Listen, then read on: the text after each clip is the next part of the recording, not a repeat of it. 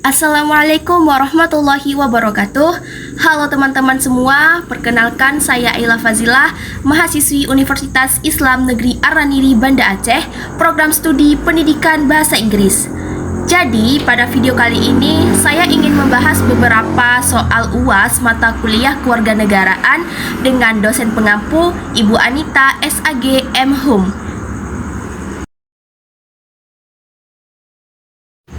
Suatu negara tidak dapat berdiri hanya dengan memiliki wilayah dan penduduk, karena menurut teori negara Georg Jelinek dan Konvensi Montevideo tahun 1933, suatu negara harus memenuhi 4 unsur, yaitu wilayah, penduduk, pemerintah yang berdaulat, dan kemampuan mengadakan hubungan dengan negara lain atau pengakuan internasional.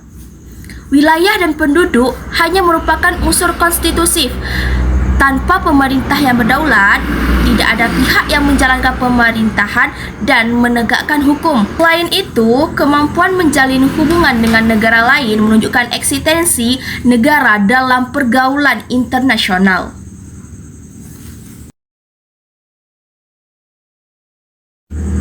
Nah, memajukan kesejahteraan umum dan mencerdaskan kehidupan bangsa merupakan tujuan yang paling berkaitan, sebagaimana tercantum dalam Undang-Undang NRI tahun 1945 alinea keempat. Namun, apabila memilih, saya berpendapat bahwa mencerdaskan kehidupan bangsa menjadi prioritas karena pendidikan akan menghasilkan sumber daya manusia yang berkualitas.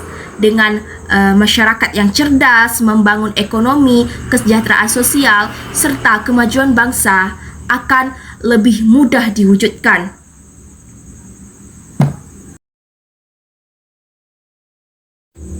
Prinsip checks and balance adalah mekanisme saling mengawasi dan mengimbangi antar lembaga negara sehingga tidak terjadi pemusatan kekuasaan.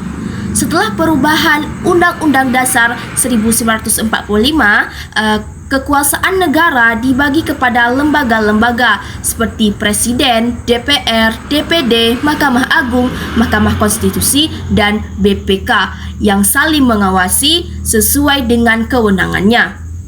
Contohnya, Mahkamah Konstitusi berwenang menguji undang-undang terhadap Undang-Undang Dasar 1945 apabila terdapat undang-undang yang dianggap bertentangan dengan konstitusi.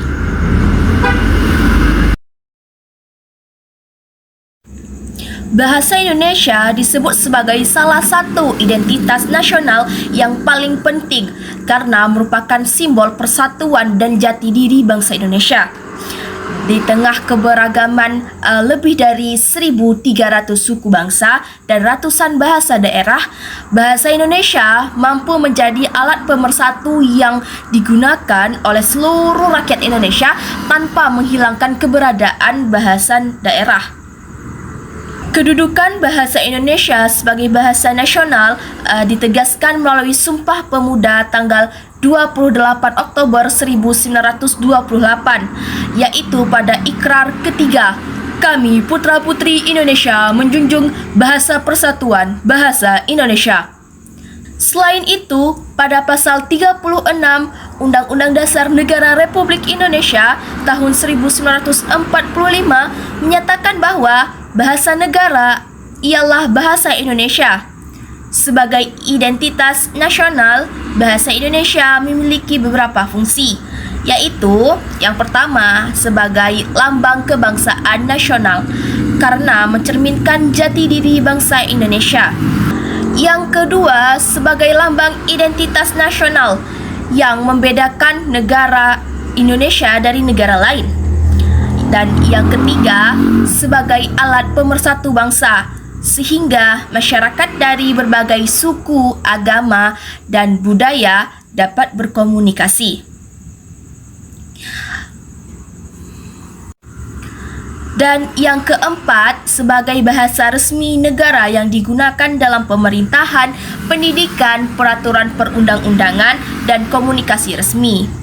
Dengan demikian, bahasa Indonesia menjadi salah satu identitas nasional yang paling penting karena tidak hanya berfungsi sebagai alat komunikasi tetapi juga sebagai pendekatan persatuan atau simbol kebanggaan dan cerminan kepribadian bangsa Indonesia. Budaya asing adalah kebudayaan yang berasal dari luar Indonesia dan masuk ke dalam kehidupan masyarakat melalui proses globalisasi, perkembangan teknologi informasi, media massa, internet, pendidikan, pariwisata, serta hubungan internasional. Masuknya budaya asing tidak dapat dihindari karena Indonesia merupakan bagian dari masyarakat dunia. Oleh sebab itu, pengaruh budaya asing dapat memberikan dampak positif maupun negatif terhadap identitas nasional Indonesia. Nah, apa saja sih pengaruh positif budaya asing? Nah, pengaruh positif dari budaya asing dapat memberikan manfaat apabila disaring dan disesuaikan dengan nilai-nilai Pancasila.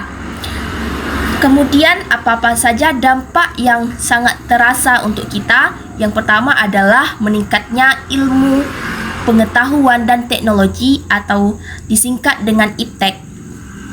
Masyarakat dapat memanfaatkan perkembangan teknologi dari negara lain untuk meningkatkan kualitas pendidikan komunikasi, pelayanan publik, dan produktivitas kerja. Yang kedua, mendorong kreativitas dan inovasi. Budaya asing dapat menginspirasi masyarakat Indonesia untuk menciptakan karya-karya baru dalam bidang seni, pendidikan, bisnis maupun teknologi tanpa meninggalkan budaya bangsa. Dan yang ketiga, meningkatkan etos kerja dan kedisiplinan.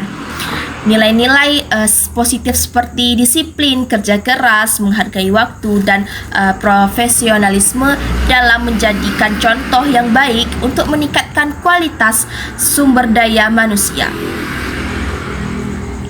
Yang keempat, memperluas wawasan dan sikap toleransi. Interaksi dengan budaya asing membuat masyarakat lebih terbuka terhadap perbedaan, menghargai keberagaman, dan mampu bersaing di tingkat internasional. Kemudian, pengaruh negatif budaya asing. Apabila diterima tanpa menyaring, budaya asing tersebut dapat mengancam identitas nasional Indonesia. Dampak negatifnya antara lain, yang pertama, lunturnya nilai-nilai budaya bangsa. Generasi muda dapat lebih menyukai budaya asing dibandingkan budaya Indonesia sehingga tradisi, adat istiadat, dan kearifan lokal mulai ditinggalkan. Yang kedua, melemahnya rasa nasionalisme dan cinta tanah air. Pengaruh budaya asing yang berlebihan dapat mengurangi kebangsaan terhadap identitas nasional seperti penggunaan bahasa Indonesia, kesenian daerah, dan produk dalam negeri. Yang ketiga, munculnya gaya hidup konsumtif, individualistis, dan hedonis.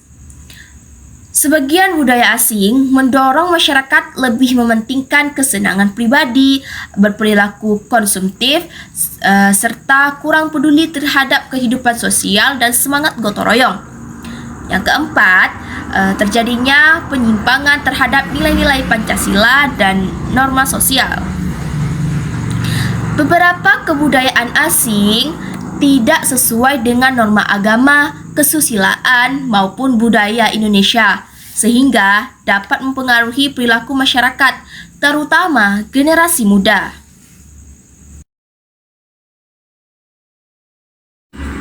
Ya, menyampaikan kritik kepada pemerintah merupakan salah satu bentuk partisipasi demokrasi. Dalam negara demokrasi, rakyat memiliki hak untuk menyampaikan pendapat, memberikan masukan, dan menguasai jalannya pemerintahan. Kritik yang disampaikan masyarakat merupakan bentuk kontrol sosial terhadap penyelenggaraan negara agar pemerintah menjalankan tugasnya sesuai dengan hukum, kepentingan rakyat, dan prinsip demokrasi. Hak untuk menyampaikan pendapat dijamin dalam pasal 28E ayat 3 Undang-Undang Dasar Negara Republik Indonesia tahun 1945 yang menyatakan bahwa setiap orang berhak atas kebebasan berserikat, berkumpul, dan mengeluarkan pendapat. Selain itu, hak tersebut juga diatur dalam Undang-Undang Nomor 9 Tahun 1998 tentang kemerdekaan menyampaikan pendapat di muka umum. Agar kritik sesuai dengan nilai demokrasi, kritik harus memenuhi beberapa syarat, yaitu disampaikan berdasarkan fakta dan data yang benar, menggunakan bahasa yang sopan, santun, dan tidak menghina. Ketiga, tidak mengandung fitnah, ujaran kebencian, dan provokasi. Menghormati hak orang lain dan menaati peraturan. Bertujuan memberikan solusi atau masukan yang membangun demi kepentingan bangsa dan negara. Demikian, kritik bukan merupakan tindakan melawan pemerintah, melainkan bentuk tanggung jawab warga negara dalam mewujudkan pemerintahan yang baik.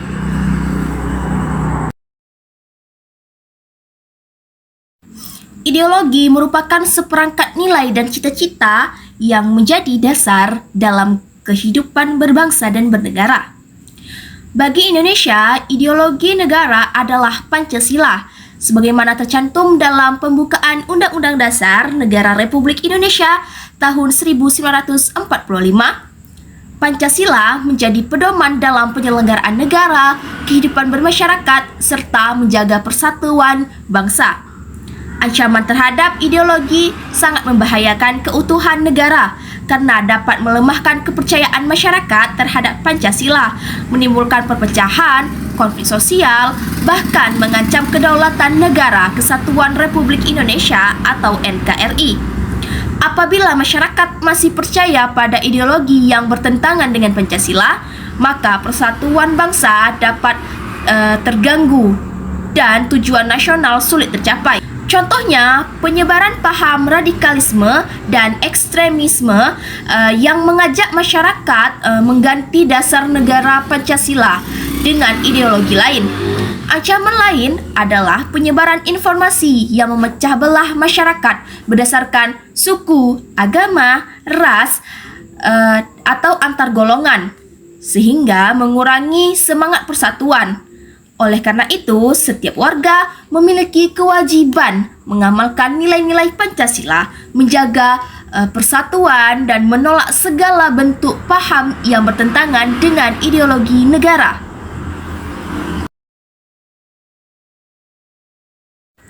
Media sosial dapat memperkuat sekaligus melemahkan demokrasi, tergantung pada bagaimana masyarakat menggunakannya. Media sosial memperkuat demokrasi karena menjadi sarana bagi masyarakat untuk memperoleh informasi, menyampaikan pendapat, diskusi, mengawasi kebijakan pemerintah, serta berpartisipasi dalam kehidupan politik. Melalui media sosial, masyarakat dapat lebih mudah menyampaikan aspirasi secara cepat, terbuka, sehingga pemerintah dapat mengetahui kebutuhan serta kritik dari masyarakat. Namun, media sosial juga dapat melemahkan demokrasi apabila digunakan secara tidak bertanggung jawab. Penyebaran hoaks, ujaran kebencian, fitnah, disinformasi, dan provokasi dapat memecah pemersatu bangsa, memengaruhi opini publik secara tidak sehat, serta menimbulkan konflik di masyarakat. Oleh karena itu, media sosial harus dilandasi dengan sikap kebijaksana, bertanggung jawab, menghormati hak orang lain, serta mematuhi ketentuan hukum agar media sosial benar-benar menjadi sarana yang mendukung demokrasi. Wawasan Nusantara merupakan cara pandang bangsa Indonesia terhadap diri dan lingkungannya yang mengutamakan persatuan dan kesatuan wilayah dalam menyelenggarakan kehidupan bermasyarakat, berbangsa, dan bernegara. Wawasan Nusantara sangat penting karena Indonesia merupakan negara kepulauan yang terdiri atas dari 17.000 pulau dengan keberagaman suku, agama, bahasa, dan budaya. Tanpa adanya wawasan Nusantara, perbedaan tersebut dapat menimbulkan konflik yang mengancam persatuan bangsa. Penerapan wawasan Nusantara menjadikan seluruh rakyat Indonesia dipandang sebagai satu kesatuan dalam bidang politik, ekonomi, sosial budaya, serta pertahanan dan keamanan. Dengan demikian, seluruh rakyat Indonesia memiliki tanggung jawab yang sama dalam menjaga kedaulatan negara, memperkuat persatuan, serta mewujudkan pemerataan bangunan di seluruh Indonesia. Wawasan Nusantara dapat diterapkan dalam kehidupan sehari-hari melalui berbagai tindakan yang mencerminkan persatuan dan cinta tanah air. Antara lain, yang pertama, menghargai perbedaan suku, agama, ras, budaya, dan adat istiadat sebagai kekayaan bangsa Indonesia. Yang kedua, menggunakan bahasa Indonesia sebagai bahasa pemersatuan dalam kehidupan sehari-hari. Yang ketiga, mengutamakan kepentingan bangsa dan negara di atas kepentingan pribadi atau golongan. Yang keempat, menjaga kerukunan, toleransi, dan semangat gotong royong dalam masyarakat. Kemudian, mencintai serta menggunakan produk dalam negeri sebagai bentuk dukungan terhadap perekonomian nasional. Yang kelima, menjaga kebersihan lingkungan, mematuhi hukum, serta ikut menjaga keamanan dan ketertiban masyarakat. Tidak menyebarkan berita bohong yang dapat memecah persatuan bangsa.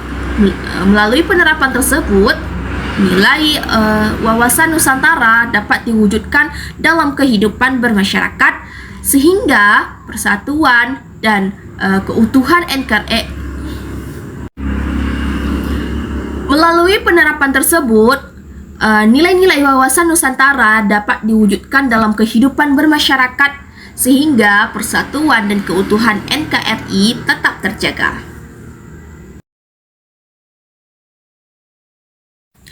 Menurut saya, materi yang paling penting adalah Pancasila. Karena Pancasila merupakan dasar negara, ideologi bangsa, dan pedoman dalam kehidupan bermasyarakat, berbangsa, dan bernegara. Dalam menghadapi tantangan globalisasi, perkembangan teknologi informasi, penyebaran hoaks, intoleransi, dan radikalisme, nilai-nilai Pancasila menjadi landasan agar masyarakat tetap menjunjung persatuan, keadilan, kemanusiaan, demokrasi, dan ketuhanan. Materi ini berkaitan erat dengan demokrasi Pancasila, karena demokrasi mengajarkan bahwa setiap warga memiliki hak dan kewajiban untuk berpartisipasi secara bertanggung jawab dalam kehidupan bernegara. Selain itu, Pancasila juga berkaitan dengan wawasan Nusantara yang menanamkan kesadaran bahwa seluruh wilayah Indonesia merupakan satu kesatuan yang harus dijaga bersama. Ketiga materi tersebut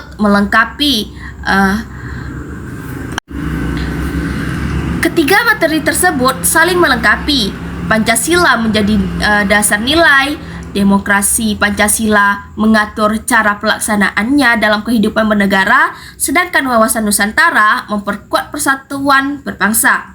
Oleh karena itu, ketiga materi tersebut sangat penting untuk menghadapi tantangan Indonesia saat ini. Undang-Undang Dasar Negara Republik Indonesia tahun 1945 merupakan konstitusi dan hukum dasar tertulis yang menjadi landasan bagi seluruh penyelenggaraan negara. Oleh karena itu, Undang-Undang Dasar Negara Republik Indonesia tahun 1945 ditetapkan sebagai peraturan tertinggi dalam hierarki peraturan perundang-undangan karena menjadi sumber hukum bagi seluruh peraturan yang berada di bawahnya. berdasarkan pasal 7 ayat 1 Undang-Undang Nomor 12 Tahun 2011 tentang pembentukan peraturan perundang-undangan sebagaimana telah ditulis dengan Undang-Undang Nomor 13 Tahun 2022. Arti peraturan perundang-undangan dimulai dari Undang-Undang Dasar Negara Republik Indonesia tahun 1945. Kemudian ketetapan MPR, undang-undang atau peraturan pemerintah pengganti undang-undang, peraturan pemerintah, peraturan presiden, peraturan daerah provinsi dan peraturan daerah kabupaten atau kota sebagai hukum tertinggi. Undang-Undang Dasar Negara Republik Indonesia tahun 1945 menjadi pedoman dalam pembentukan seluruh peraturan perundang-undangan. Semua peraturan yang lebih rendah tidak boleh bertentangan dengan Undang-Undang Dasar. Apabila terdapat undang-undang yang bertentangan dengan Undang-Undang Dasar Negara Republik Indonesia tahun 1945, Mahkamah Konstitusi berwenang melakukan pengujian dan dapat menyatakan undang-undang tersebut tidak mempunyai kekuatan hukum mengikat. Dengan demikian, kedudukan Undang-Undang Dasar Negara Republik Indonesia tahun 1945 sebagai hukum tertinggi bertujuan menjamin kepastian hukum, menjaga konstitusi, melindungi hak konstitusi warga negara, dan memastikan seluruh penyelenggaraan negara berjalan sesuai dengan prinsip negara hukum. Demikian pemaparan materi dari saya. Lebih dan kurang saya mohon maaf. Saya akhiri. Wabillahi taufiq wal hidayah. Wassalamualaikum warahmatullahi wabarakatuh.